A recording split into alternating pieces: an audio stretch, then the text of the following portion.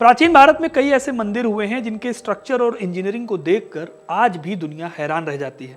ऐसे ही मंदिरों में से एक मंदिर है तमिलनाडु के तंजावुर में मौजूद बृहदेश्वर मंदिर।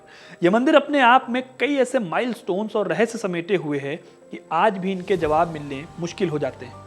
जैसे कि यह मंदिर पूरी तरह से ग्रेनाइट पत्थर से बना हुआ है और मंदिर के आसपास के 60 किलोमीटर तक के रेडियस में ग्रेनाइट चट्टान नहीं मिलती।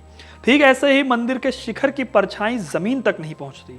आज से करीब 1000 साल पहले 11वीं सदी में चोल राजाओं द्वारा बनवाया गया यह मंदिर अपनी इन्हीं खूबियों की वजह से यूनेस्को की वर्ल्ड हेरिटेज साइट्स में शामिल है। आज के इस वीडियो में हम बृहदेश्वर मंदिर के बारे में जानेंगे, कैसे और क्यों बना यह मंदिर, इस मंदिर के कौन से और रहस्य हैं, सब पता चलेगा। तो वीडियो को एंड तक जरूर देखिएगा, क्योंकि अपना इतिहास नहीं जानोगे तो खुद को कैसे पहचानोगे।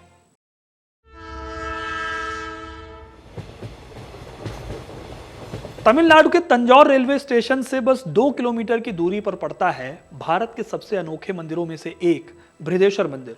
भगवान शिव के इस मंदिर को साउथ इंडिया के सबसे महान चोल राजाओं ने बनवाया था।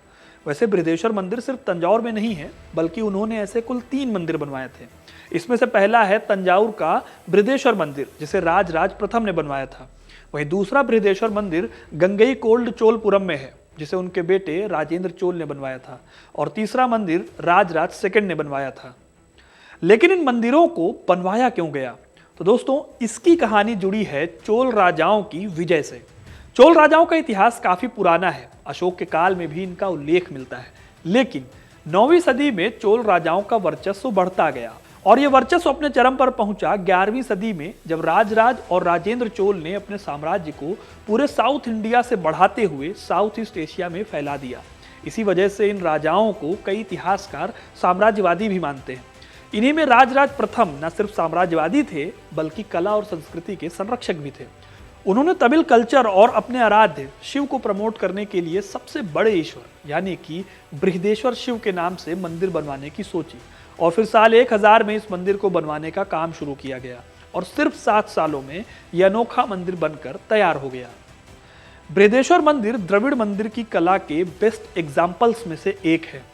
चोल राजाओं के बाद भी कई दूसरे राजाओं ने इस मंदिर में अपने अपने तरीके से काम कराए।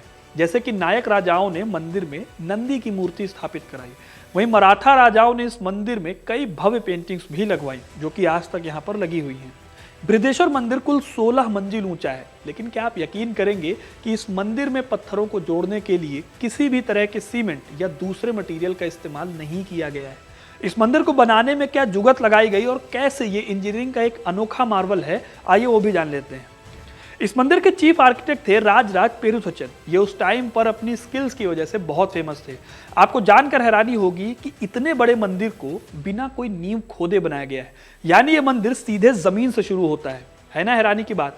अंदाजा लगाया जाता है कि इस मंदिर को बनाने के लिए ग्रेनाइट पत्थर के 1,30,000 से भी ज्यादा ब्लॉक्स का इस्तेमाल किया गया है, जिसे पजल टेक्निक का इस्तेमाल करके एक के ऊपर एक रखा गया, बिना किसी सीमेंट या दूसरे किसी गारे का इस्तेमाल किए। इस टेक्निक में पत्थरों को कुछ इस तरह से कट किया जाता है कि ये आपस में टाइट फिट हो सके। अब ये तो हो गई बात कि इसे बनाया कैसे गया, लेकिन इससे भी इंटरेस्टिंग बात यह है कि जहां पर ये मंदिर है उसके 60 किलोमीटर के रेडियस में ग्रेनाइट का पहाड़ या कोई बड़ा सोर्स देखने को नहीं मिलता। अब इतना सारा पत्थर कहां से आया होगा, इस सवाल का जवाब अभी तक लोगों के पास नहीं है।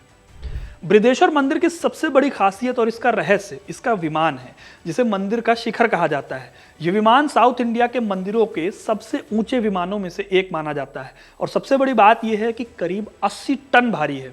इसको मंदिर के ऊपर कैसे रखा गया होगा, ये आज भी कई लोगों के लिए सोचने वाली बात है।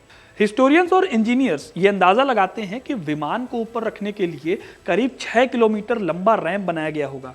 ये रैंप मंदिर के शिखर से लेकर जमीन तक आता होगा। फिर इसी रैंप पर हाथी और बैलगाड़ियों की मदद से इस पत्थर को ऊपर तक ले जाया गया होगा। अभी तक यही एक पॉसिबल एक्सप्लेनेशन इसे बनाने के लिए दी जाती है। विमान के बाद जो अगली हैरान करने वाली चीज है वो ये है कि इस मंदिर के गर्भगृह में आपको कोई पिलर नहीं मिलेगा।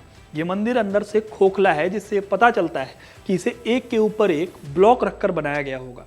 इस मंदिर के 3 एंट्रेंस हैं, जो कि काफी सुंदर है। इन्हीं में से एक गेट है मराठा गेट। यह गेट तब अस्तित्व में आया जब 17वीं सदी में मराठों का दबदबा बढ़ रहा था और उन्होंने तंजौर तक अपनी पकड़ बना ली थी।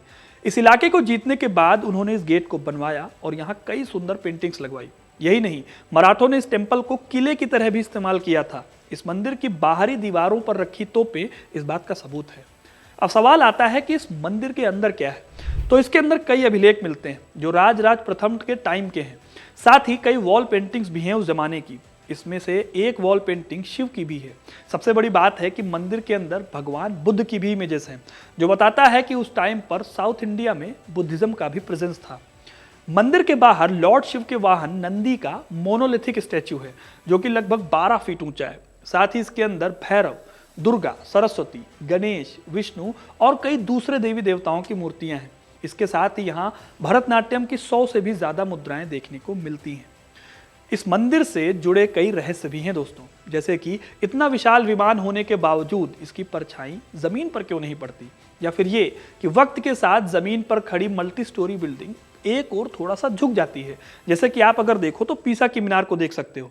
लेकिन बृहदेश्वर टेम्पल पिछले 1000 साल से बिल्कुल सीधा 0 डिग्री के झुकाव पर खड़ा है। यही वजह है दोस्तों कि इस मंदिर को यूनेस्को ने वर्ल्ड हेरिटेज साइट में जगह दी है। तंजावुर का बृहदेश्वर मंदिर सही मायनों में द्रविड़ कला के बेस्ट एग्जाम्पल्स में से एक है, जिसे देखने आज भी लोग दूर दूर से आते हैं। तो ये थी कहानी बृहदेश्वर मंदिर की। आपको ये कहानी कैसी लगी हमें कमेंट करके जरूर बताइएगा। वीडियो को लाइक और शेयर करना ना भूलें और ऐसी तमाम इंटरेस्टिंग कहानियों के लिए हिस्ट्री कनेक्ट को सब्सक्राइब जरूर करें। धन्यवाद।